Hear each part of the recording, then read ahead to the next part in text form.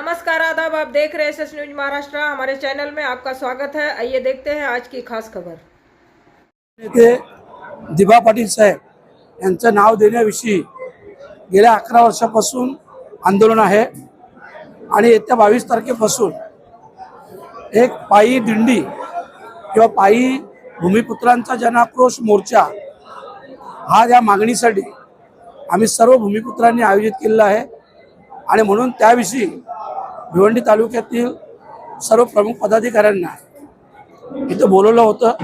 त्याची चर्चा झाली आणि त्या कार्यक्रमाचं नियोजन, आंदोलनाचं नियोजन हे आज ठरवण्यात येईल आणि खास करून जास्तीत जास्त भूमिपुत्रांना याच्यात सहभागी होण्याचं आम्ही आवाहन केलेलं आहे आणि विश्वास आहे की ही रॅली हजारोच्या संख्येने चालू होईल आणि लाखोच्या संख्येने नवी मुंबई विमानतळावर पोहोचेल। विश्वाचे चाळी साहेब, सोन्या पाटील साहेब, कुंदन पाटील साहेब, अरुण पाटील साहेब, माधवजी गरज साहेब, गुरवी साहेब, काँग्रेसचे तालुका अध्यक्ष, शिवसेनेचे तालुका प्रमुख करसनजी ठाकरे साहेब, राष्ट्रवादी काँग्रेस शरदचंद्र पवार पक्षाचे शहापूरचे तालुका अध्यक्ष, सन्माननीय आमचे मित्र पाटील साहेब, सर्वच मंचावर सगळ्यांची नावं घेऊ शकत नाही, परंतु या मीटिंगसाठी आवर्जून उपस्थित आपल्या समाजातील भूमिपुत्रांचे सर्व सन्माननीय अतिथी, आपण सर्व भूमिपुत्र, सगळ्यात पहिले तर आपल्या सगळ्यांचं या मीटिंगसाठी मनापासून स्वागत करतोय आणि खरोखरच मीच उशीर आल्यामुळं दिलगिरी व्यक्त करतोय। स्वर्गीय दिबा पाटील साहेबांविषयी निलेश पाटील साहेबांनी सगळं काही सांगितलं आणि आपल्यालाही सगळ्याला कल्पना आहे हा जो संघर्ष चालू आहे हा गेल्या 11 वर्षापासून आहे, परंतु या संघर्षाची चर्चा भिवंडी तालुक्यात किंवा या आजूबाजूच्या तालुक्यात ही गेल्या 4-5 महिन्यापासून चालू आहे।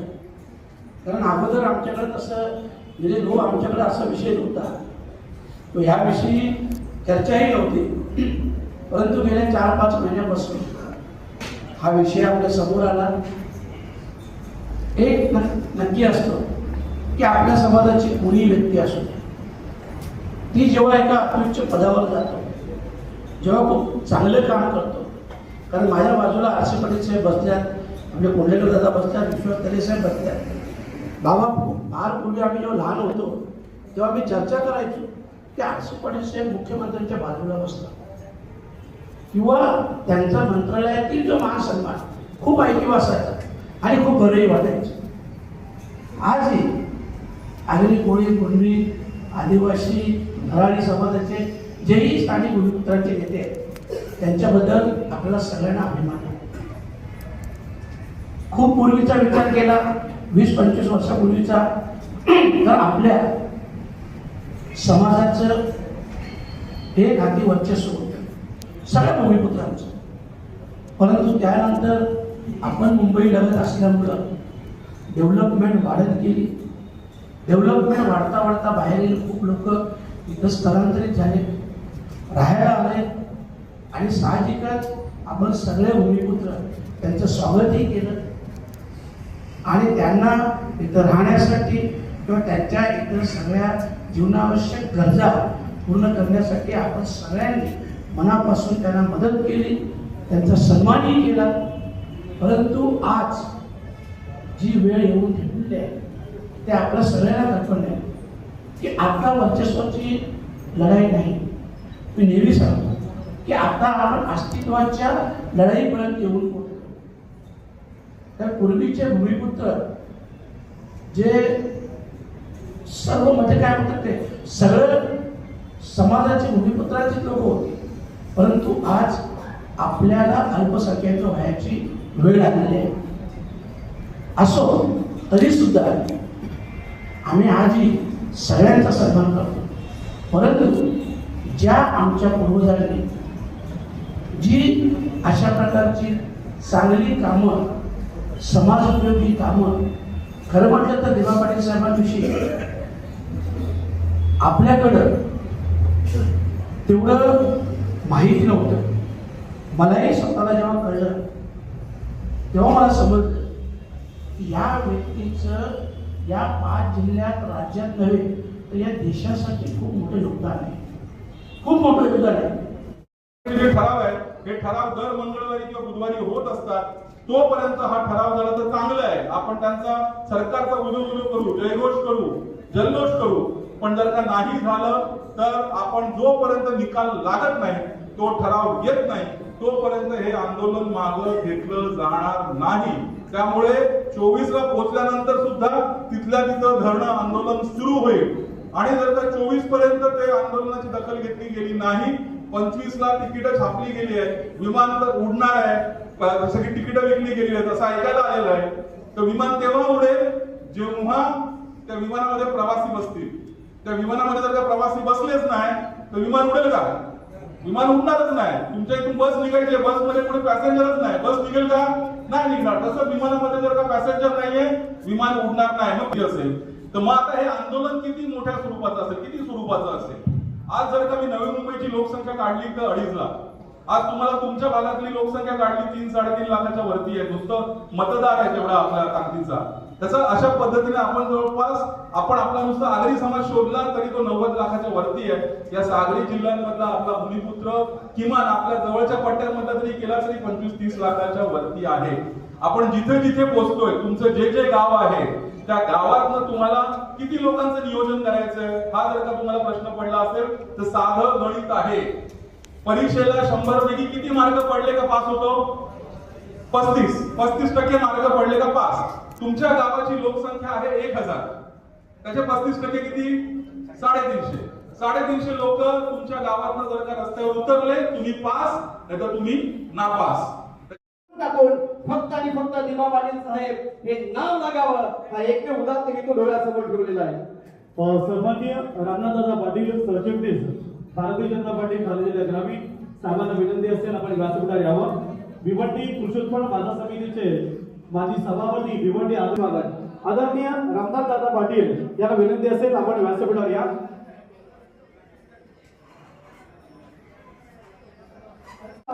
आदरणीय निलेश दादा पाटील साहेबांना विनंती करतो की प्रास्ताविक स्वरूपात आपण नवी मुंबईचं अर्थात नेतृत्व करत आहात आजच्या या भिवंडीच्या सभेला आपण संबोधित करावं. आदरणीय निलेश दादा पाटील साहेब.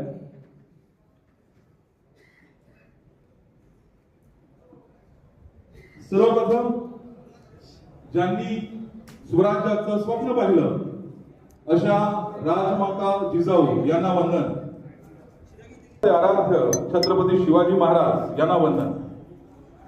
ज्यांनी ते राखलं ते छत्रपती संभाजी महाराज यांना वंदन. ज्यांनी आपल्या नारायण नागू पाटील यांना वंदन. ज्यांनी नारायण नागूंना मुलाचं सहकार्य केलं आणि तो कुळ कायदा भोगला, स्वतःचं उजवं फुफ्फुस निकामी होईपर्यंत काम केलं.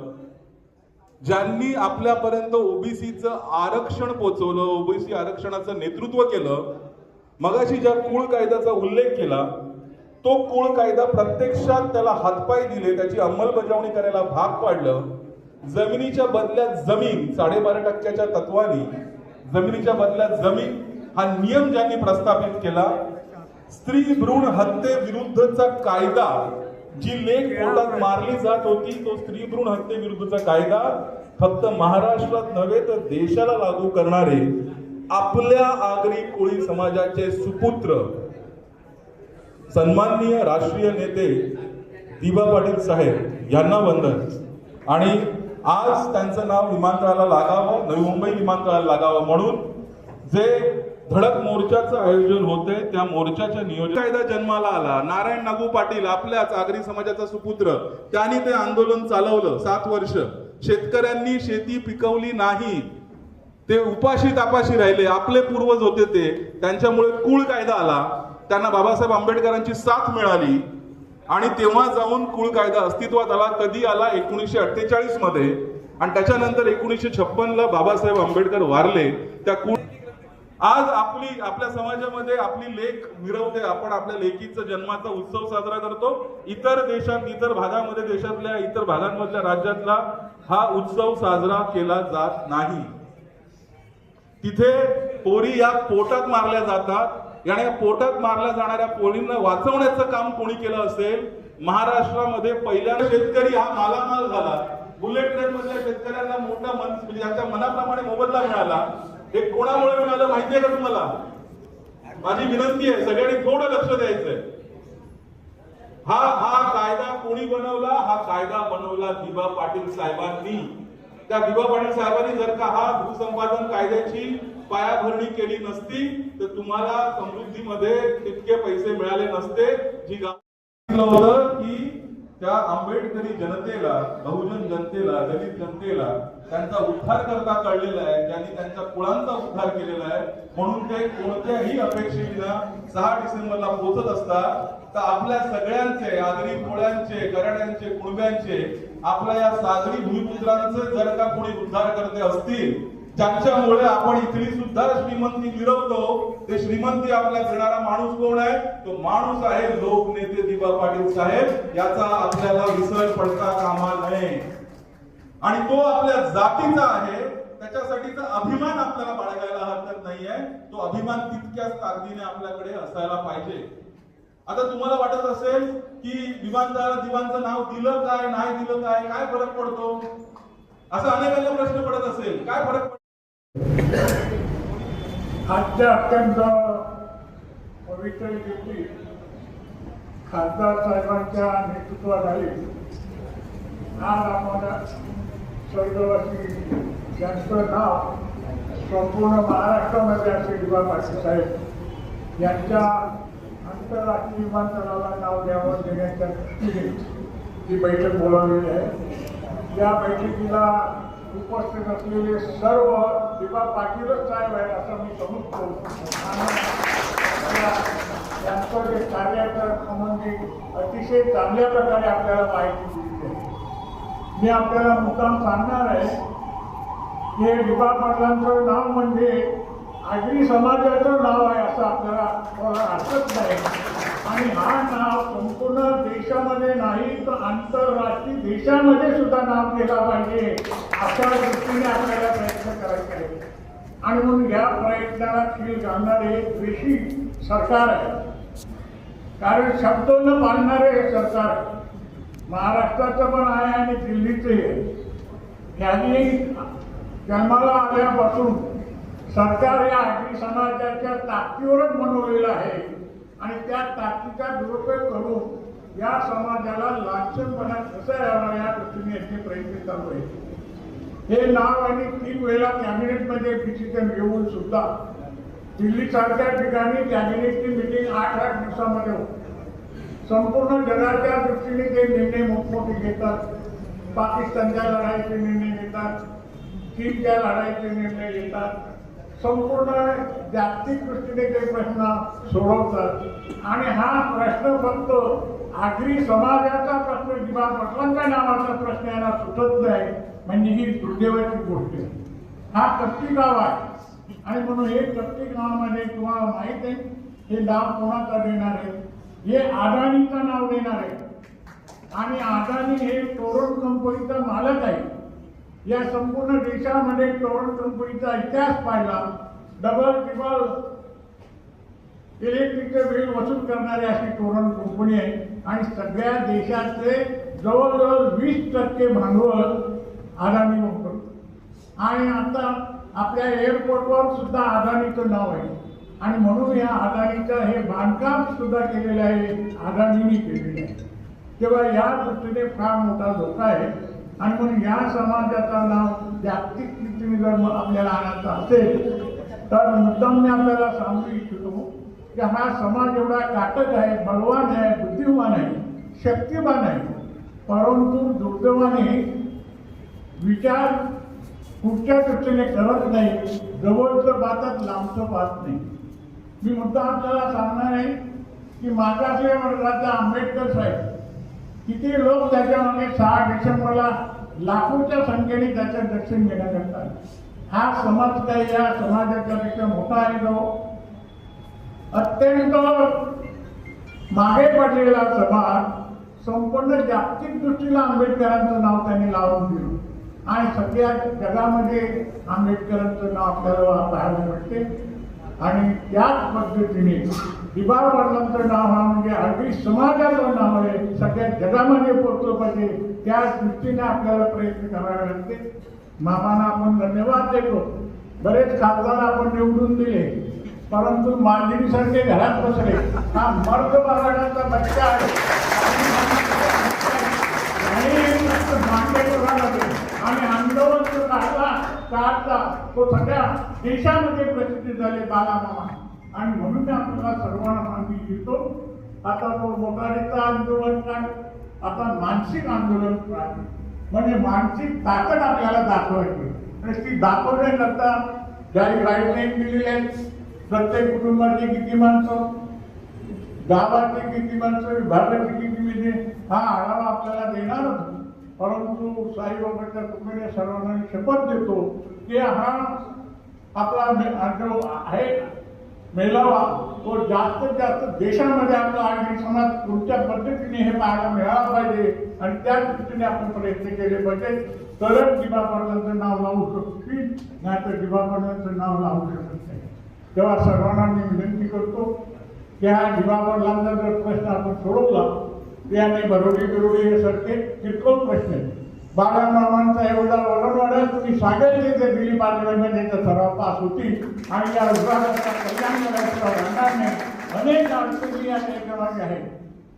लाईटचा प्रश्न आहे, जमिनीचे प्रश्न आहेत, जमिनीचे वरून पैसे सांगते होतात, इथे खालून दलाली करणारे लोक आहेत त्यांचा प्रश्न आहे, गुरांचा प्रश्न आहे, वाराईचा प्रश्न आहे. अनेक प्रश्न आपल्या समोर आहेत.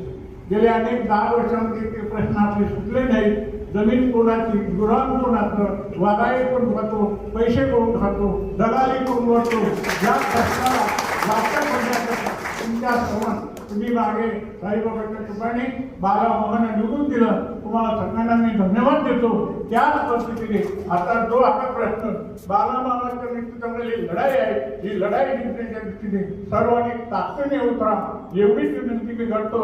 आणि दिनामामाचं नाव हे आगरी समाजाचं नाव जागतिक दृष्टीने गेला पाहिजे अशा दृष्टीने आपण पराक्रम करून दाखवा एवढीच सर्वांना मी विनंती करतो. अधिक जण बराच वेळ घेतलेली आहे, अधिक माहिती दिला दिबी पाटलांची फार दिलेली आहे.